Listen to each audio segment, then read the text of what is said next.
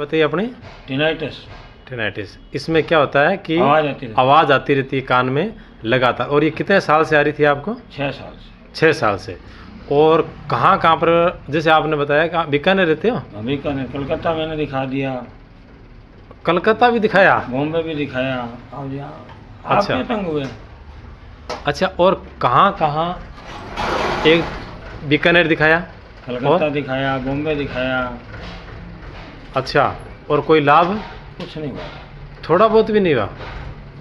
और यहाँ से आपको दवाई लेते कितना टाइम हो गया जैसर आरोग्य केंद्र से? इससे 4 साढ़े 4 महीने नहीं हुए। 4 साढ़े 4 महीने हो गए। इसमें आपको अभी कितना % लाभ लग रहा है? 50% लाभ। 50% लाभ। क्या बात है, बहुत बढ़िया है। तो लगभग अभी तक, क्या रणजीत कुमार जी नाम बताए ना? रणजीत कुमार जी, आपने अब तक कितना पैसा लगा दिया होगा? 1 लाख 1.5 लाख।